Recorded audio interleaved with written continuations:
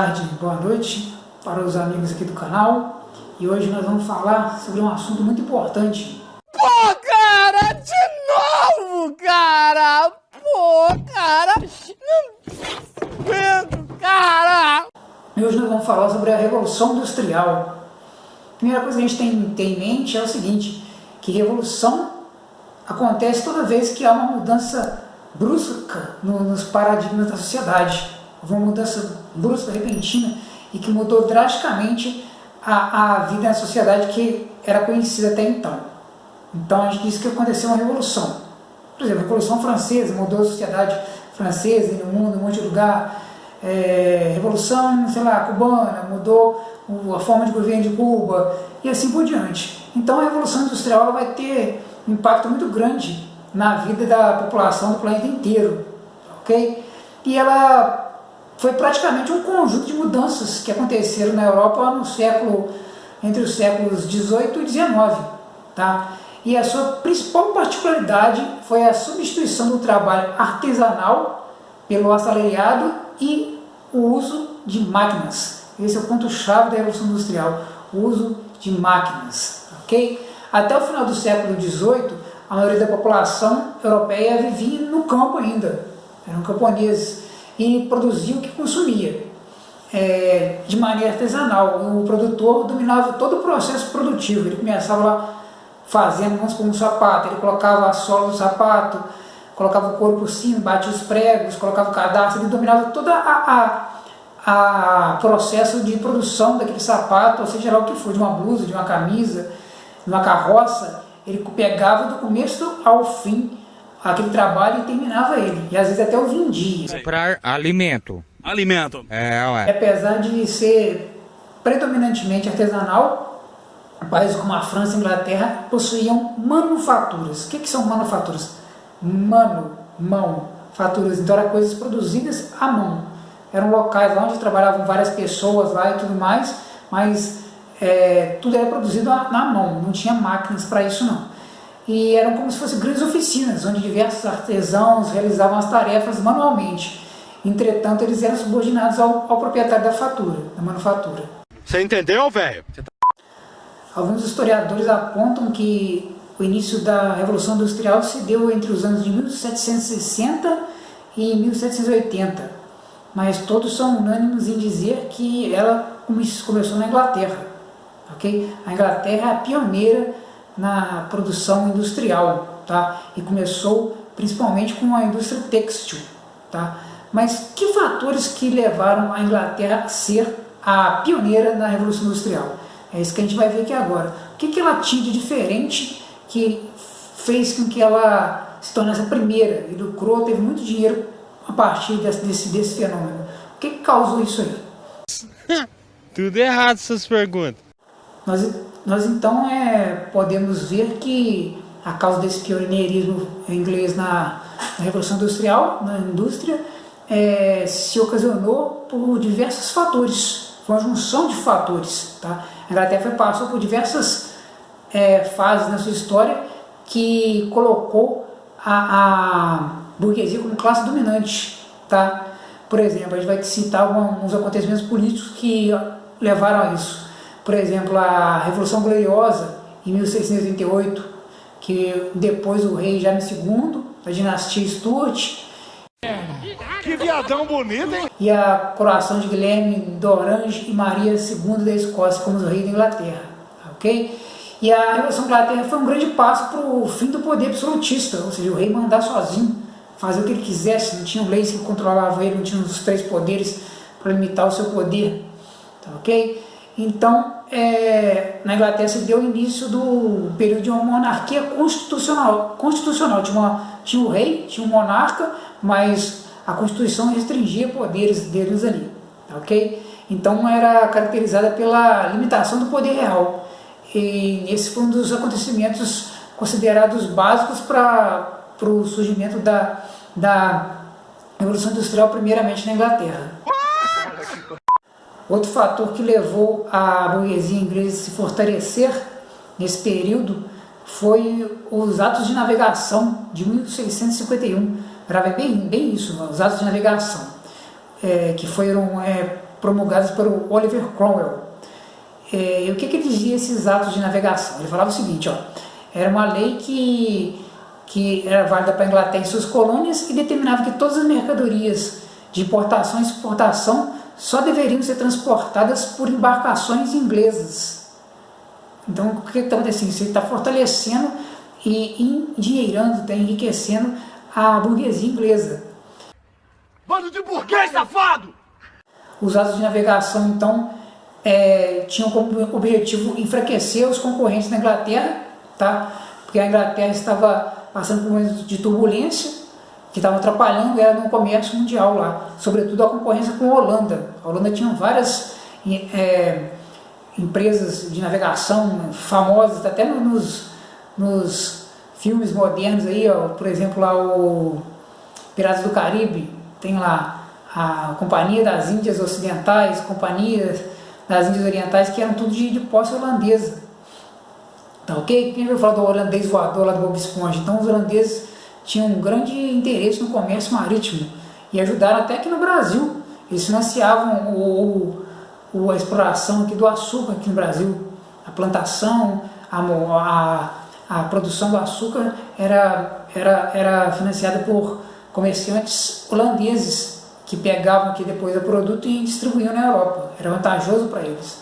Ok? Então, mas esses atos de navegações, então, proporcionou o enriquecimento da burguesia inglesa. Então, eles acumularam capital e conseguiram ter dinheiro, então, para poder depois aplicar na formação das indústrias. Bacana, olha que bacana. A acumulação de capital por parte da burguesia inglesa foi muito importante, porque foi a partir dela que a burguesia pôde investir em pesquisa, desenvolver criação de máquinas, aperfeiçoar o processo de produção e financiar a construção de indústrias têxteis, que foram as primeiras, ok?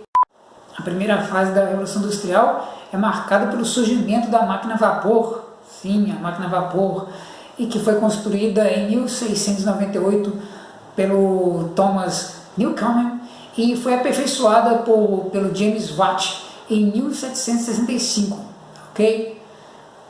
E essa máquina ela vai ser praticamente usada em toda a indústria têxtil do período, principalmente. E a partir do aperfeiçoamento da máquina a vapor pelo James Watt, foram criadas várias máquinas para atuar na indústria têxtil, como por exemplo a spinning jenny, spinning frame, water frame, spinning muller, e foram criadas várias lá. Posteriormente, a mesma tecnologia da máquina a vapor usada na indústria têxtil foi utilizada também na criação de locomotivas e das estradas de ferro, tá? A partir de 1830. E nesse período foram construídas várias estradas de ferro por toda a Inglaterra, tá? Que auxiliou muito no crescimento da Revolução Industrial, tá? Uma vez que diminuiu as distâncias e tornou as viagens mais curtas e amplificou a capacidade de locomoção de mercadorias, a distribuição de mercadorias. Sim. E o desenvolvimento das estradas de ferro na Inglaterra tem muito a ver com o lucro que as indústrias estavam proporcionando aos industriais, tá, ok? Porque eles não conseguiam absorver todo o excedente de capital, então eles tinham que aplicar em outras áreas. O mesmo pessoal que era dono das indústrias têxteis também patrocinavam lá e bancaram o desenvolvimento da estradas de ferro e das locomotivas, tá, ok? Eles aproveitaram essa acumulação de capital para poder aplicar em outras áreas ali. Das antigas já. Parada chata. Só bagunça. Outra medida que vai contribuir muito para o surgimento da Revolução Industrial na Inglaterra foi a mão de obra abundante, que vai acontecer justamente por causa de uma lei que surgiu na época lá, a Lei dos Cercamentos, ou Enclosure Acts, tá? E o que dizia essa lei? Essa lei resultou da transformação de terras comuns, terra que os camponeses ficavam ali, habitavam, usavam lá para poder pegar sua lenha, para poder explorar lá, tirar sua sobrevivência, plantar alguma coisa, que desde a Idade Média era dividida assim, tá? Eram terras que os camponeses podiam utilizar. E depois dessas leis, aquelas terras lá, elas foram cercadas, tá? O camponês perdeu acesso a ela e ou eles tiveram que foram expulsos dessas terras, ou eles tiveram que vendê-las por preços assim irrisórios. Então eles ficaram sem ter como produzir seu próprio fonte de sustento, ok? Então eles foram forçados a ir buscar outra forma de sobrevivência. E muitos deles foram acabar nas cidades que estavam em formação também, na área urbana, e a trabalhar nas fábricas por um salário irrisório, salário de fome. Complicou. A lei dos cercamentos, então, transformou as terras dos camponeses em pasto para ovelha, porque também os proprietários das terras tinham que usar alguma coisa para produzir tecido. Então eles utilizavam muito a lã das ovelhas para produzir os tecidos. As primeiras indústrias são indústrias têxteis, então uma coisa uniu a outra. Disponibilizou uma grande mão de obra lá para a área urbana, que foi essencial para o desenvolvimento das indústrias. Ou será que não? Nesses fatores econômicos, sociais, havia na Inglaterra também grandes reservas de carvão e ferro no seu subsolo, que são os produtos essenciais para a indústria. Porque a máquina é feita de quê? De ferro. As estradas são o quê? De ferro. E a primeira máquina que surgiu durante a Revolução Industrial foi justamente a máquina a vapor, tá? Que funcionava tal qual uma panela de pressão, uma fornalha que recebe fogo embaixo e a pressão da água faz o pistão movimentar lá, dando movimento a máquinas, movimento a trens e diversas outras ferramentas motoras lá que foram inventadas na época. Legal! Bem louco! O fato que vai auxiliar muito a Inglaterra no seu desenvolvimento industrial e enriquecimento da burguesia era a sua marinha, que era a maior do mundo e estava em todos os continentes. Então a Inglaterra podia vender seus produtos em quase todos os lugares do planeta. Podia vender os produtos e comprar mercadorias baratas também. Transportar e tudo mais, ele ficava fácil para eles. É mesmo, é? A lei dos cercamentos disponibilizou mão de obra barata e abundante para a burguesia industrial inglesa. Só que também ela causou muitos malefícios, vamos colocar assim, ok? Porque o que vai acontecer? Ela criou um grande número de desabrigados na área urbana, levando à mendicância, e essas pessoas sofriam intensa repressão do governo inglês também, que criaram leis contra a vadiagem, e que naquela época essas leis estipulavam até castigos físicos, ou até mesmo a morte da pessoa que se reincidisse na, entre aspas, vadiagem. Caralho, cuzão! E a Revolução Industrial ela é dividida em fases. Sim, meu caro amigo, tudo no mundo é fase, tá? Então ela é dividida em fases. E qual que é a primeira fase da Revolução Industrial?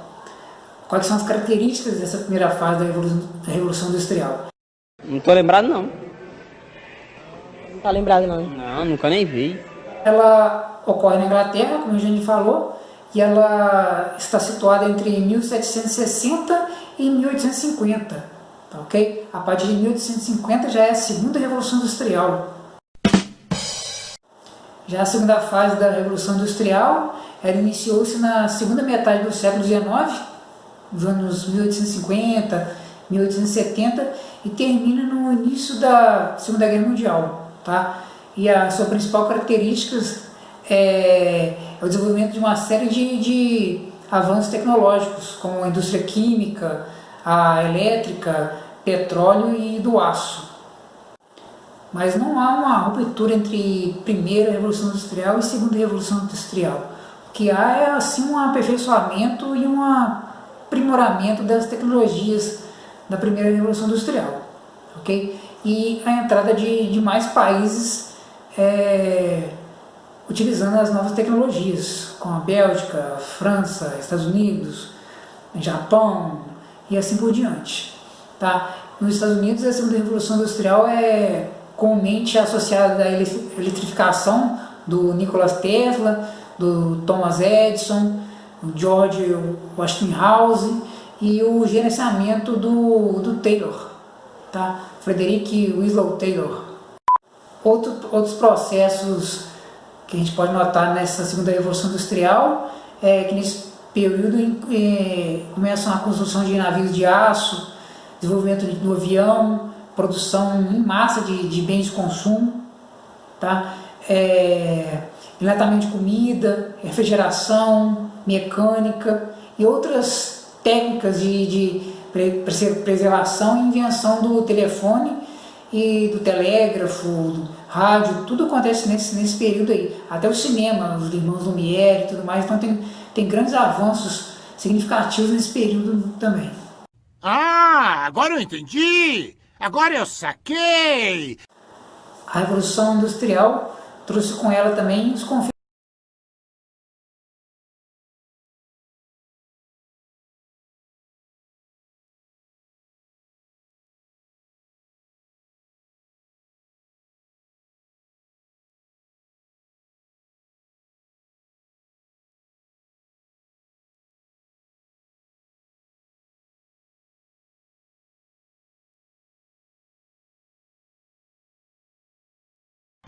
Que merda, hein?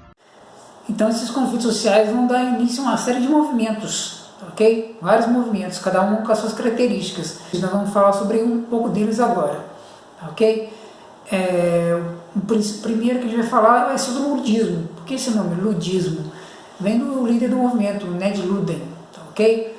Então, quais são as características do ludismo? Então, foi uma das primeiras formas de luta dos trabalhadores, tá, ok? O movimento ludista era formado por grupos de trabalhadores que eles invadiam e quebravam as fábricas, quebravam as máquinas, sabotavam as máquinas lá. Você sabe o que é sabotar? Sabotar vem de sabote. Sabote é uma palavra de tcheco que significa calço. Então eles colocavam aquilo na tamanco, colocavam aquilo na máquina e a máquina quebrava as engrenagens.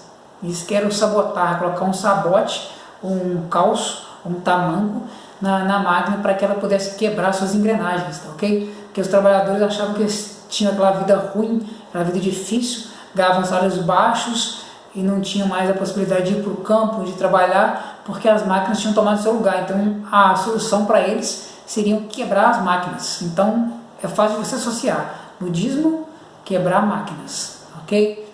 Que viagem é essa, velho? Os ludistas conseguiram algumas vitórias, tá? Alguns patrões não reduziam os salários com medo de rebelião e tudo mais ali. Só que eles eram duramente repreendidos, tá, ok? Tinha até pena de morte para quem fosse pego invadindo uma fábrica ou quebrando uma máquina, que dava muito prejuízo. A máquina era muito cara naquela época, ainda é até hoje, né? Naquela época era muito mais caro, era enforcamento para quem fosse pego praticando um desses crimes. Isso me irrita! Isso me deixa nervoso. Outra forma de resistência do movimento operário foram os cartistas. Como o próprio nome já fala, cartismo vem de carta. Por quê? Porque os seus seguidores lá redigiam um documento chamado a Carta do Povo. Foi de 1830. Tá? E a principal reivindicação dos cartistas era o direito ao voto. Que hoje em dia tem gente que fala assim, não vou votar, não quero votar, que não sei o quê. Não sabe o quão trabalho deu para uma pessoa votar. Por que os cartistas desejavam o sufrágio? Porque eles não tinham representante no governo, então ninguém fazia leis que os auxiliasse, que os ajudasse. Então esse principal fator que eles achavam que atrapalhava muito o seu movimento, a vida dos operários, era não ter representante no governo. Então eles queriam representante deles para poder lutar pelos seus direitos, ok? Eles então queriam o direito de voto para todos os homens, ou seja, o sufrágio universal masculino. Tá? Mas só em 1877 esse direito foi conquistado. Mas como eu falei para vocês, as mulheres ficaram de fora dessa conquista deles ali. Outra forma dos trabalhadores e operários lutarem pelos seus direitos eram as associações, ok? E em 1824 o parlamento inglês aprovou uma lei estendendo a livre associação aos operários, tá? Que vai dar origem aos sindicatos, mas nessa época era chamado de trade unions, tá? que eram organizações sindicais equivalentes aos atuais sindicatos, ok? Então, essas associações passaram a negociar em nome do conjunto de trabalhadores, unificando a luta em busca por maiores direitos e salários. A ideia era evitar que os empregadores lá, os patrões, pudessem exercer pressão sobre os trabalhadores individualmente. Outras medidas das trade unions, como a gente estava falando, foram a fixação de um salário para toda categoria, inclusive regulamentando em função do lucro, ou seja, se você aumentar a produtividade, resulta também no aumento do salário para os trabalhadores. Eles criavam fundos de ajuda para os trabalhadores e que passavam por dificuldades, e além da reunião em categorias de uma região ou uma só federação, ok? Então no começo ali, como não haviam leis de amparo social dadas pelo governo, então se alguém ficasse doente ou perdesse um dedo, uma perna, um braço em uma máquina lá, aquela pessoa ia pedir esmola, não tinha como sobreviver, não se aposentava, não tinha como. Então essas associações, no começo, elas agiam como se fossem associações de ajuda mútua. Você ajudava o cara que não tinha nada, porque não haviam leis que auxiliassem os trabalhadores. Que lindo, cara! Que atitude! Outra forma de luta dos trabalhadores foi a greve, ok? Famosa aí hoje em dia. Hoje em dia a greve é um direito de todo trabalhador, ok? E de onde veio esse nome? A palavra greve vem do francês grève, tá, ok? E tem o mesmo sentido. Como ela surgiu? Ela surgiu porque os trabalhadores franceses se reuniam numa praça, a antiga Place de Grève, e estavam em busca de um serviço temporário. Então ficou meio que caracterizado a palavra ir à greve, significa estar sem trabalhar. Quando você ia à greve, você ficava sem trabalhar. Então aí um nome surgiu de greve, tá, ok? Mas hoje em dia a greve de você ficar sem trabalhar é uma maneira de você parar a produção e fazer com que o seu patrão possa te ouvir, tá, ok? Se você está de greve é porque alguma coisa está errada, tá? Então era uma forma dos trabalhadores conseguirem a atenção do seu patrão. É claro. Então foi durante a Revolução Industrial que as greves se consolidaram como uma forma de luta dos trabalhadores, dos operários. Na maioria dos países, elas se tornaram rapidamente contra leis ilegais, já que os proprietários das fábricas tinham mais poder político do que os trabalhadores.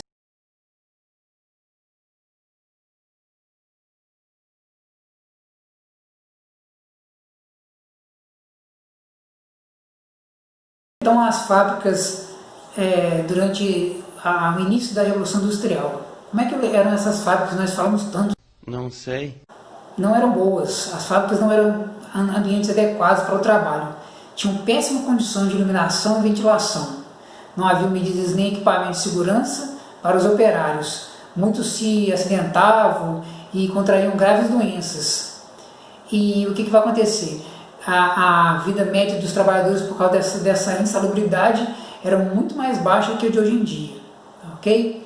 A jornada de trabalho era muito longa, chegava a 16 horas por dia, sem direito a descanso ou férias, tá? Os salários eram baixíssimos e garantindo assim mais lucro ainda para os patrões, ok? A disciplina era rigorosa para manter o aumento da produção. Tinha um capataz que ficava cutucando o tempo inteiro, o trabalhador não deixava ele parar.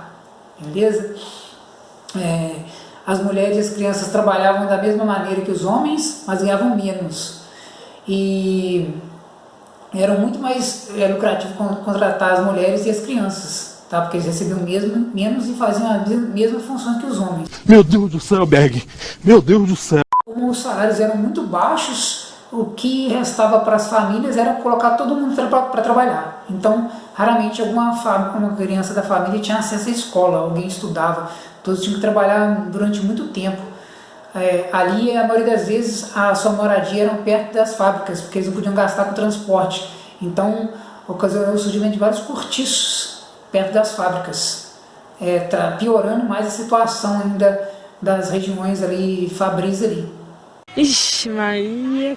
E nas cidades industriais da Inglaterra, a massa operária se comprimia em bairros de ruas estreitas, tortas, sujas, infestadas de mendigos e prostitutas e desempregados, ok? A maioria desses bairros eram próximos às fábricas, porque eles não tinham condição de morar longe, de morar perto, não tinham condição de se locomover ou pagar um transporte para estar na fábrica, o tempo de descanso era pouco. E o que vai acontecer? Esses bairros também eram pintados pela fumaça da fuligem das fábricas, como eu falei, era muito perto. Sujeira, alimento estragado, miséria tomavam conta das ruas. Tá? As habitações dos operários se localizavam próximas às fábricas, como eu já falei, e eram construídas pelos próprios empregadores, os patrões, que as alugavam aos trabalhadores. As casas, na sua maioria, de 2 andares, e eram também geminadas, ou seja, uma colada na outra. Abrigavam um grande número de pessoas.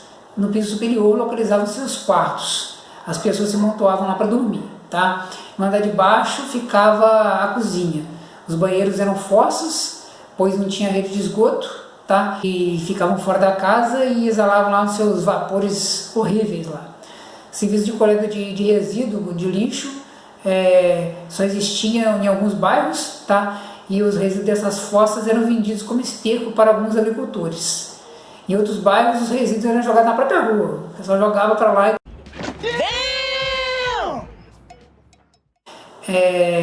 As dificuldades não paravam por aí, não. A água era fornecida em bicas espalhadas pela cidade.